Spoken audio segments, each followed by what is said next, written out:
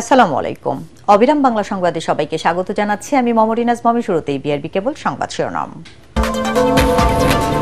সারা দেশের ইঞ্জিনিয়ারিং বিশ্ববিদ্যালয়ে complete shutdown ঘোষণা, অবরোধ কর্মসূচি বিকেল পর্যন্ত স্থগিত।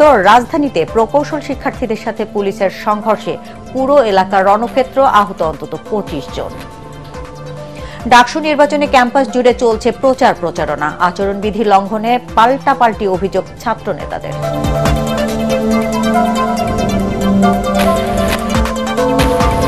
চীনের তৈরি অত্যাধুনিক দুটি জাহাজ কিনছে বাংলাদেশ শিপিং কর্পোরেশন। বছরে বাড়তি 150 কোটি টাকা আয়ের আশা কর্তৃপক্ষের। এবং দীর্ঘ 2 যুগের প্রতীক্ষার পর অবশেষে যাত্রা শুরু করতে যাচ্ছে বগুড়া বিজ্ঞান ও প্রযুক্তি বিশ্ববিদ্যালয়। শীঘ্রই শুরু হবে ভর্তি কার্যক্রম, জানালেন উপাচার্য।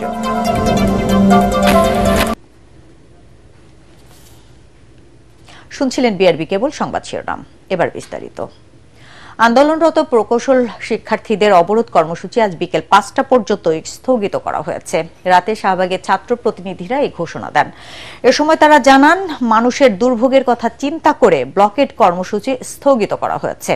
তবে আজ দেশের সব ইঞ্জিনিয়ারিং বিশ্ববিদ্যালয়ে কমপ্লিট শাটডাউন ঘোষণা করেছে প্রকৌশল অধিকার আন্দোলনের নেতাকর্মীরা।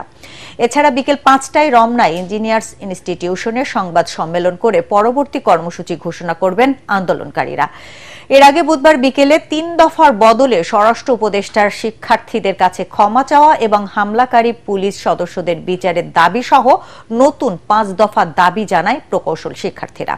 পরে সন্ধ্যায় রাজধানীর রেল ভবনে উপদেষ্টার সাথে আলোচনায় বসে আন্দোলনরত প্রকৌশল বিশ্ববিদ্যালয়ের 11 জন প্রতিনিধি। তবে সেই বৈঠকে কোনো সমাধানে পৌঁছতে পারেনি তারা। বৈঠকে রেল উপদেষ্টা ফাউজুল কবির খান, বন ও পরিবেশ উপদেষ্টা সৈয়দা রিজওয়ানা হাসান সহ অন্যান্যরা উপস্থিত ছিলেন। পরে উপদেষ্টা ফৌজুল কবির খান সাংবাদিকদের জানান, বুয়েট শিক্ষার্থীদের সাথে কথা হয়েছে, তবে এই ইস্যুর আরও অংশীজন আছে, তাদের সাথে আলোচনা করে পরে সিদ্ধান্ত জানানো হবে।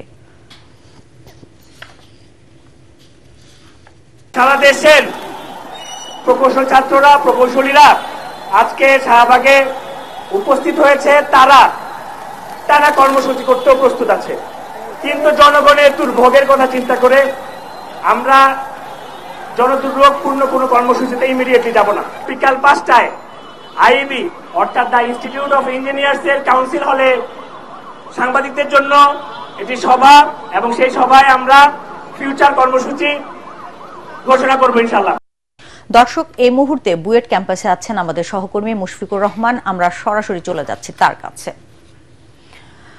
মুশফিক, ক্যাম্পাসের পরিস্থিতি কেমন দেখছেন আর শিক্ষার্থীরা কি বলছেন?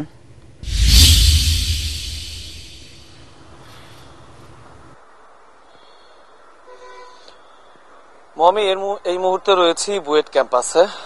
দেখতে পাচ্ছেন আমার পেছনে বুয়েট ক্যাম্পাস কিন্তু একেবারেই ফাঁকা আজকে। সকালবেলা বাংলাদেশ প্রকৌশল বিশ্ববিদ্যালয়ের যে ব্যস্ততাটা থাকে, শিক্ষার্থীদের ক্লাসে যাওয়া বা পরীক্ষা, অ্যাসাইনমেন্ট, অন্যান্য যে কার্যক্রম যেটা থাকে, সেটা কিন্তু আজকে একেবারেই নেই। কারণ আপনি জানেন যে গতকাল রাতেই শাহবাগ মোড়ে তাদের যে শাটডাউন কর্মসূচি ছিল, সেই শাটডাউন কর্মসূচিতে তারা কিন্তু সবশেষ একটি প্রেস ব্রিফিং করে কিন্তু তারা জানিয়ে দিয়েছিলেন যে আজকে ব্লকেট কর্মসূচি থাকবে না, তবে বাংলাদেশের সকল প্রকৌশল যে বিশ্ববিদ্যালয়গুলো আছে, সব বিশ্ববিদ্যালয়গুলোতে ক্লাস তারা বর্জন করেছেন এবং কমপ্লিট শাটডাউন ঘোষণা করেন কালকে রাতেই। সেই ঘোষণা অনুযায়ী কিন্তু শাটডাউন চলছে। আজকে কোনো ধরনের কোনো ক্লাস এবং অন্যান্য যে একাডেমিক কার্যক্রম সেগুলো কিন্তু হচ্ছে না, আমরা এসে দেখেছি। এবং শিক্ষার্থীরা কি বলেছে, শিক্ষার্থীরা যা বলার গতকাল রাতেই বলেছে। আজকে কথা বলার জন্য কোনো শিক্ষার্থী এখনো পর্যন্ত আমরা পাইনি, কারণ পুরো ক্যাম্পাসে কোনো শিক্ষার্থী এখন আর নেই। মমি, আরো জানিয়ে রাখতে চাই, গতকাল কিন্তু উপদেষ্টাদের সাথে রেল ভবনে তাদের একটা সভা হয়। সেই সভায় তারা কিন্তু তাদের যে দাবি দাওয়াগুলো আছে সেই দাবি দাওয়াগুলো তুলে ধরেন তুলে ধরার পর তারা শাহবাগে এসে যে প্রেস ব্রিফিংটা করেছিলেন তখন কিন্তু তারা স্পষ্ট জানিয়ে দিয়েছিলেন যে উপদেষ্টাদের সাথে তাদের দাবি দেওয়া নিয়ে যে মিটিংটা হয়েছে সেই মিটিংটা আসলে ফলপ্রসূ হয়নি। তারা কিন্তু এটাতে এই মিটিং এ তারা যেটা বলেছেন সেই বলায় কিন্তু তারা সন্তুষ্ট হননি এবং তারপরে তারা বলেছেন যে জনদুর্ভোগের কথা চিন্তা করে তারা কিন্তু ব্লকেট কর্মসূচি তারা কিন্তু সরিয়ে নেন। কারণ গতকাল সারাদিন ব্যাপী কিন্তু আসলে ঢাকায় মানুষের কিন্তু বেশ ভোগান্তি হয়েছিল, কারণ সারাদিনই তারা অবস্থান করেছেন শাহবাগ মোড়ে এবং এর ফলে যে ভোগান্তিটা হয়েছে সেই ভোগান্তিতে তারা দুঃখ প্রকাশ করে বলেছেন যে ভোগান্তি কমানোর জন্য শুধুমাত্র তাদের এই ব্লকেট কর্মসূচি থাকবে না, তবে শাটডাউন কর্মসূচি যেটা সব প্রকৌশল বিশ্ববিদ্যালয় সেটা হবে এবং আজকে বিকেল 5টায় তারা ইঞ্জিনিয়ার্স ইনস্টিটিউটে রমনায় তারা একটা সংবাদ সম্মেলন করবে। সেই সংবাদ সম্মেলন থেকে আসলে পরবর্তীতে কি ধরনের পদক্ষেপ নেওয়া যেতে পারে বা আন্দোলনটা কোন দিকে যাবে সেই দিক নির্দেশনা আসলে আসবে বলে তারা আমাদেরকে জানিয়েছেন।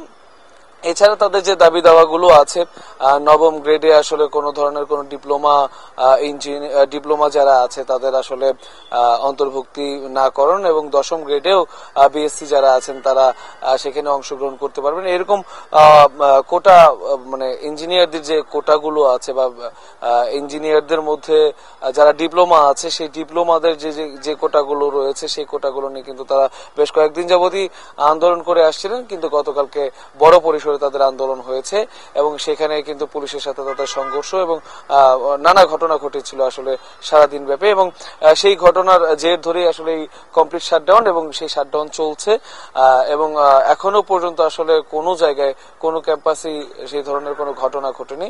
যদি পরবর্তীতে কোনো আপডেট থাকে অবশ্যই জানিয়ে দেওয়া হবে। মমি,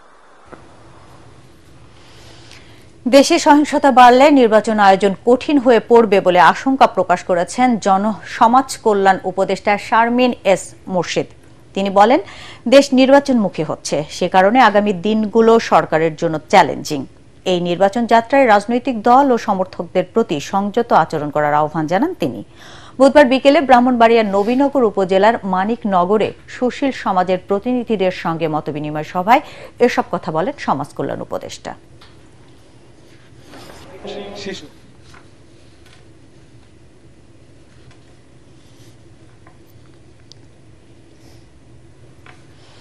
পাল্টাপাল্টি অভিযোগের মধ্য দিয়ে চলছে ডাকসু নির্বাচনের প্রচারণা। একটি নির্দিষ্ট ছাত্র সংগঠনকে সুবিধা দিতে আচরণবিধির বিষয়ে অনবরত গায়েবী নোটিশ দেওয়া হচ্ছে বলে অভিযোগ ভিপি প্রার্থী সাদিক কায়েমের। বৈষম্য বিরোধী শিক্ষার্থী সংসদ প্যানেলের জিএস প্রার্থী আবু বাকের মজুমদার অভিযোগ করেন, আচরণবিধি লঙ্ঘনকারীদের বিরুদ্ধে ব্যবস্থা নিচ্ছে না প্রশাসন। ছাত্রদল প্যানেলের প্রার্থীরাও একই অভিযোগ করেছেন। মনির হোসেন তপুর রিপোর্ট। ডাকসু নির্বাচনের আনুষ্ঠানিক প্রচারণা শুরু হওয়ার পর থেকে আচরণবিধি লঙ্ঘনের একের পর এক অভিযোগ করছেন প্রার্থীরা। একদিকে প্রচারণার সামগ্রী নষ্ট করা হয়েছে, অন্যদিকে রঙিন পোস্টার টাঙিয়ে আলোকসজ্জা করে গান বাজিয়ে ইশতেহার পাঠ করেন এক প্রার্থী।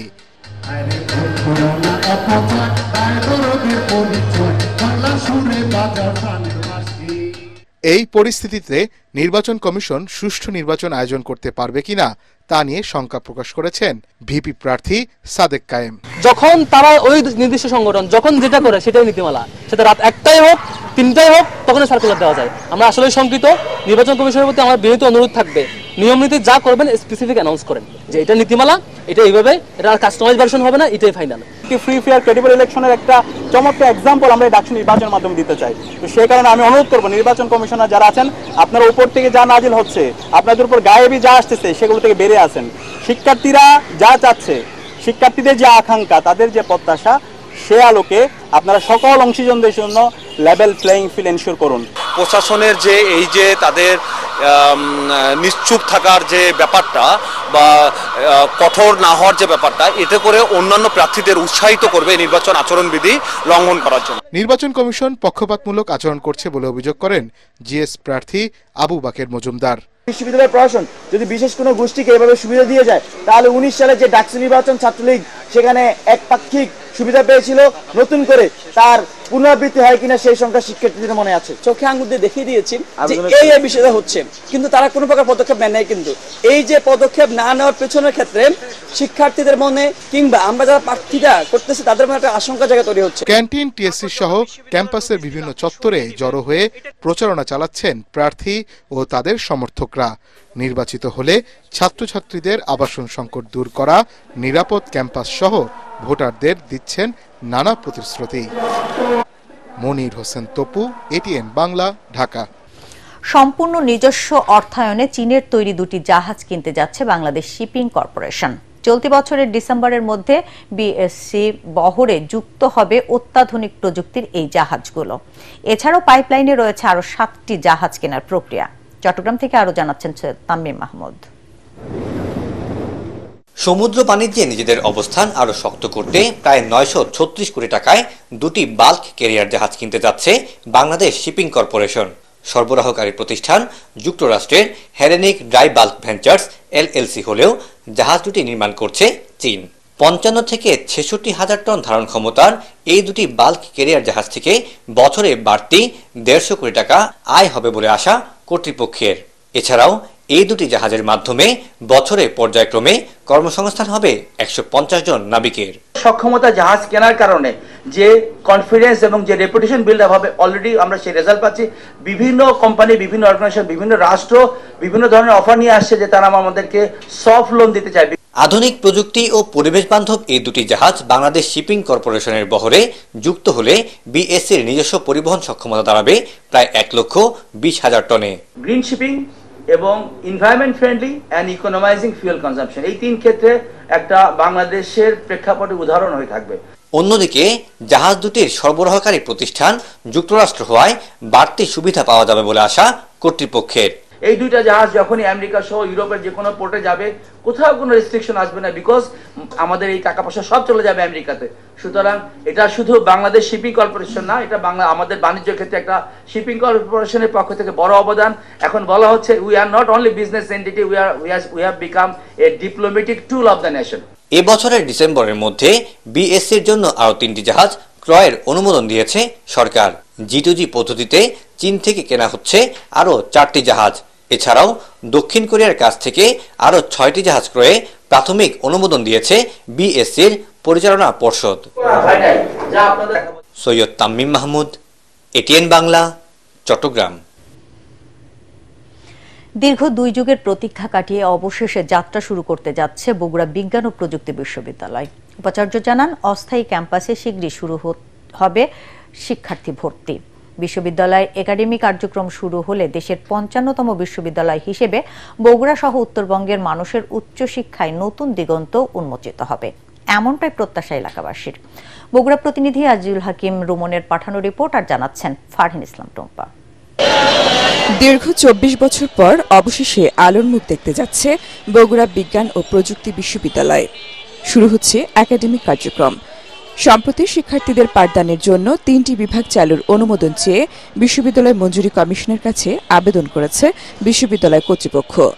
শিগগিরই ভর্তি কার্যক্রম শুরু করা যাবে আশা উপাচার্যের।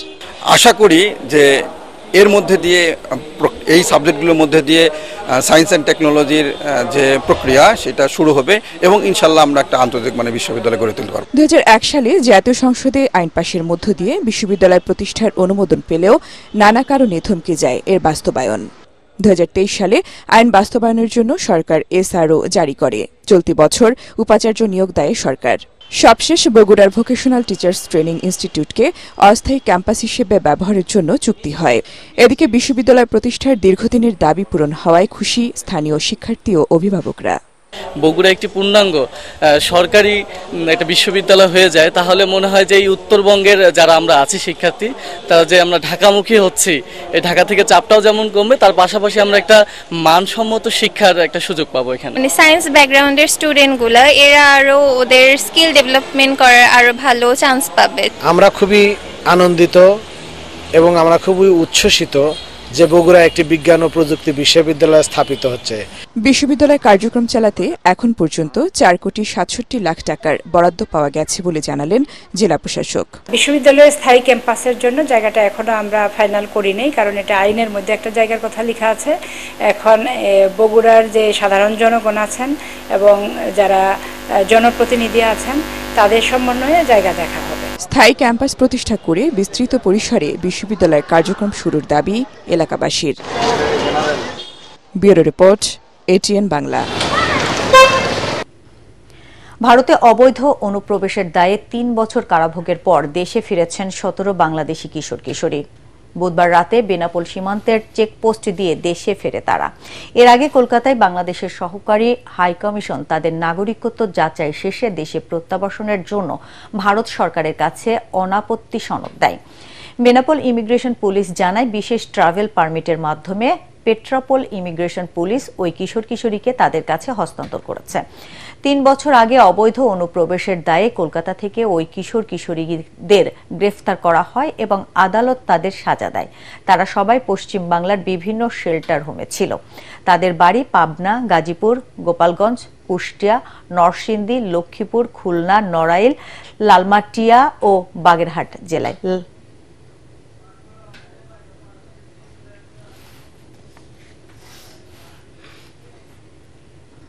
এবার খেলার খবর।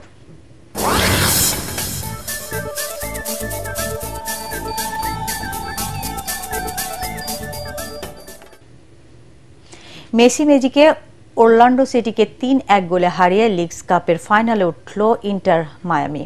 যদিও চেজ স্টেডিয়ামে প্রথমার্ধে ইনজুরির সময়ে মার্কো প্যাসালিচের গোলে এগিয়ে যায় ওরল্যান্ডো সিটি। গোল শোধে মরিয়া মাচেরানোর দল সমতায় ফেরে 77 মিনিটে। ইনজুরি থেকে ফেরা লিওনেল মেসি এগিয়ে নেন দলকে। এরপর 88 মিনিটে ব্যবধান 2-1 করেন আর্জেন্টাইন মহাতারকা। এরপর তেলান্সকো সেগোভিয়া ইনজুরির সময়ে আরও 1 গোল করে বড় জয় নিশ্চিত করেন। একটি ঘোষণা, এটিএন বাংলার নাম ব্যবহার করে সাংবাদিক পরিচয়ে কতিপয় ব্যক্তির বিরুদ্ধে সংবাদ সংগ্রহের নামে দেশের বিভিন্ন স্থানে চাঁদাবাজির অভিযোগ পাওয়া যাচ্ছে। এ ধরনের চাঁদাবাজ ও ভুয়া নাম ব্যবহারকারীদের নিকটস্থ থানায় সোপর্দ করার জন্য অনুরোধ জানাচ্ছে এটিএন বাংলা কর্তৃপক্ষ। এছাড়াও প্রতিষ্ঠানটিতে সাংবাদিক ও জনবল নিয়োগের ভুয়া বিজ্ঞাপন দিয়ে একটি প্রতারণা চক্র প্রতারণা করছে। বর্তমানে এটিএন বাংলায় কোনো ধরনের নিয়োগ প্রক্রিয়া চলছে না। নিয়োগ নিয়ে কারোর সাথে আর্থিক লেনদেন না করার অনুরোধ জানাচ্ছে এটিএন বাংলা কর্তৃপক্ষ। শেষ করার আগে বিআরবি কেবল সংবাদ শিরোনাম আরেকবার। সারা দেশের ইঞ্জিনিয়ারিং বিশ্ববিদ্যালয়ে কমপ্লিট শাটডাউন ঘোষণা, অবরোধ কর্মসূচি বিকেল পর্যন্ত স্থগিত। রাজধানীতে প্রকৌশল শিক্ষার্থীদের সাথে পুলিশের সংঘর্ষে পুরো এলাকা রণক্ষেত্র, আহত অন্তত 25 জন। ডাকসু নির্বাচনে ক্যাম্পাস জুড়ে চলছে প্রচার প্রচারণা, আচরণবিধি লঙ্ঘনে পাল্টাপাল্টি অভিযোগ ছাত্রনেতাদের।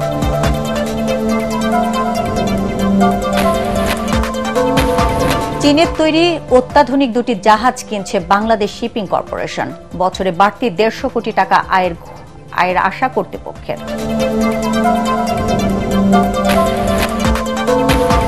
এবং দীর্ঘ 2 যুগের প্রতীক্ষার পর অবশেষে যাত্রা শুরু করতে যাচ্ছে বগুড়া বিজ্ঞান ও প্রযুক্তি বিশ্ববিদ্যালয়। শীঘ্রই শুরু হবে ভর্তি কার্যক্রম, জানালেন উপাচার্য।